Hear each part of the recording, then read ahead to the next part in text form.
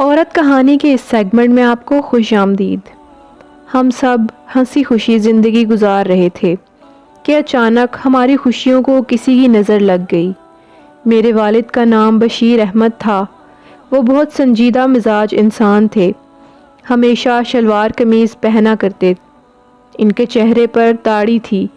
میری امی کا نام شیلا تھا۔ نشیلی آنکھیں اور لمبے لمبے بال تھے۔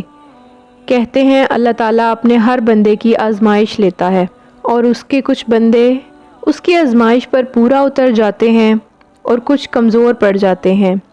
میری زندگی میں بھی ایک ایسا واقعہ ہوا جس کی وجہ سے میری اور میرے بھائی کی پوری زندگی بدل گئی۔ میرے بھائی کا نام اقبال اور میرا نام ثنا ہے۔ میرے ابو کا پیشہ رکشہ چلانا تھا۔ ابو کی آمدنی اتنی نہ تھی کہ وہ امی کی خواہشات پوری کر سکیں۔ روز گھر میں نوک جھوک ہوتی تھی۔ امی پورا دن گھر سے باہر رہتی تھیں۔ جب رات کو گھر آتی تو کسی سے بات نہ کرتی اور سو جاتی، جیسے ان کا اپنے شوہر اور اولاد سے کوئی تعلق نہ ہو۔ امی علی نام کے آدمی سے ملیں جو بہت امیر تھا۔ اس آدمی نے امی کو اپنے پیار کے جال میں پھانس لیا اور امی کو تو ویسے بھی امیر آدمی پسند تھے۔ امی اور اس آدمی کی نزدیکیاں بہت بڑھنے لگ گئیں۔ جب ابو کو پتہ لگا تو پہلے تو ابو نے امی کو بہت ڈانٹا، امی کو مارا بھی، ان پر سختی بھی کی، مگر امی کہاں ابو کی سنتی تھیں۔ اور پھر ایک دن امی نے اس آدمی سے شادی کرنے کے لیے ابو سے طلاق کا مطالبہ کیا۔ ابو نے امی کو بہت سمجھانے کی کوشش کی کہ تمہاری 2 سال کی بیٹی ہے اور 4 سال کا بیٹا ہے، میرا نہیں، کم از کم ان بچوں کے بارے میں ہی سوچ لو۔ مگر امی کسی حال کچھ بھی سننے کے لیے تیار نہ تھیں۔ انہیں صرف اپنی خواہشات کی پرواہ تھی اور اسی وجہ سے میرے والدین کی طلاق ہو گئی۔ جس وقت مجھے اور میرے بھائی کو ان کی سب سے زیادہ ضرورت تھی، وہ ہمیں دنیا کے اس اندھیرے میں تنہا کر گئی تھیں۔ ابو اور اللہ تعالیٰ کے سوا کوئی دوسرا سہارا نہ تھا۔ جب کسی ماں کو اپنی اولاد کو پیار کرتا دیکھتی تو اس ماں کی ممتا کو دیکھ کر میرا دل رو پڑتا اور گھنٹوں اکیلے بیٹھ کر امی کی تصویر سینے سے لگا کر رویا کرتی تھی۔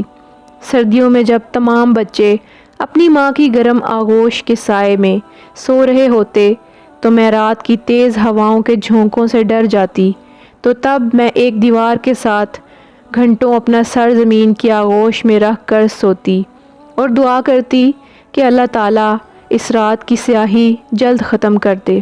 تکلیف جب زیادہ ہوتی، جب اپنوں سے زیادہ غیر لوگ ہمیں ترس کھا کر یہ کہتے، یہ لو کھانا، ہمارے گھر آؤ کھانا کھا لو۔ کچھ لوگ ترس کھا کر اپنے بچوں کے پہنے ہوئے کپڑے مجھے اور میرے بھائی کو دیتے۔ ہم انہیں بڑی خوشی خوشی پہن کر اپنے وقت کو گزارتے تھے۔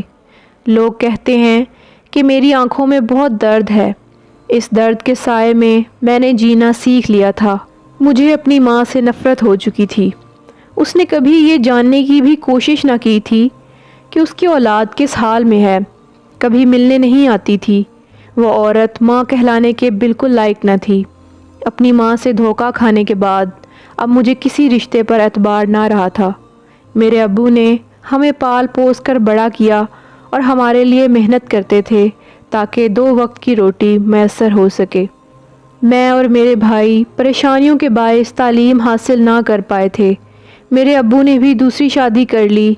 اس عورت کا نام صبا تھا۔ نچلے طبقے سے تعلق رکھنے والی عورت طلاق شدہ تھی اور ابو کو ہر وقت مانوس کرنے کے لیے بنی سنوری رہتی تھی۔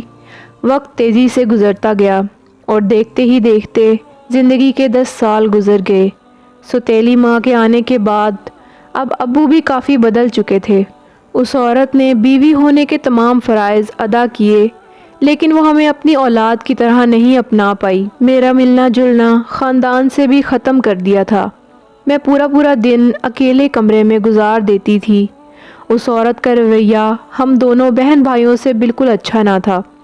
مجھ سے پورے گھر کا کام کرواتی اور کھانا پکواتی، اور بھائی کو بھی نوکری پر لگوا دیا تھا، جہاں غلط صحبت ملنے کی وجہ سے وہ سگریٹ پینے کا عادی بن چکا تھا، اور آہستہ آہستہ اس نے سارے نشے کرنا شروع کر دیے تھے۔ اس عورت نے مجھے تعلیم تک حاصل نہ کرنے دی اور نہ ہی مجھے اچھے اور برے کی تمیز سمجھائی۔ اس عورت کے گھر والے اکثر آیا کرتے تھے۔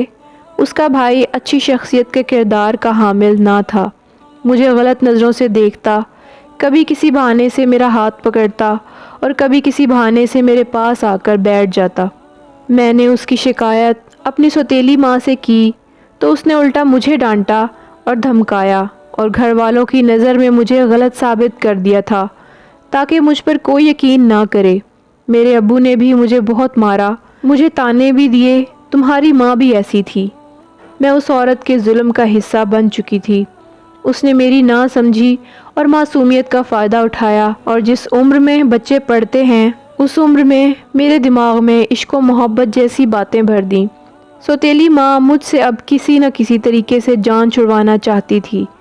ابو سے کہہ کر میرا رشتہ روحان نامی 26 سالہ لڑکے سے کر دیا۔ اس کی عمر 26 سال، گندمی رنگ تھا، غریب طبقے سے تعلق رکھتا تھا اور رکشہ چلاتا تھا۔ رشتے کے بعد وقت تیزی سے گزرتا گیا۔ اب میری عمر 17 سال ہو چکی تھی، شادی کی تیاریاں ہو رہی تھیں۔ ایک دن میں اور میرا بھائی شادی کا سامان لینے بازار گئے۔ وہاں سے واپسی پر ایک عورت روڈ پر بھیک مانگ رہی تھی۔ اس کی صدا کان میں آئی تو ہم دونوں نے پلٹ کر دیکھا۔ وہ کوئی اور نہیں، ہماری ماں تھی۔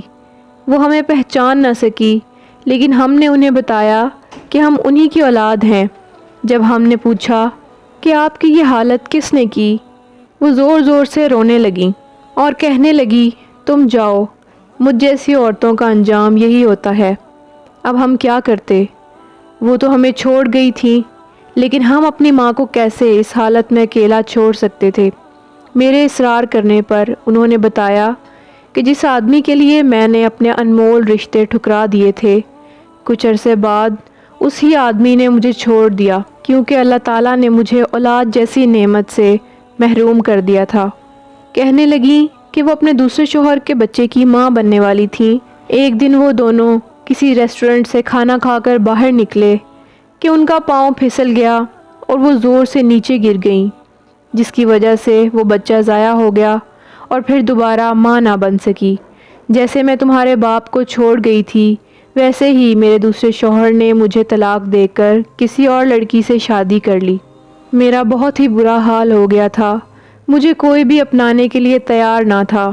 بس اس دن سے میرا یہی حال ہے، بھیک مانگ کر اپنا گزارا کرتی ہوں اور رات کو سڑک پر ہی کہیں سو جاتی ہوں۔ امی بہت رو رہی تھیں۔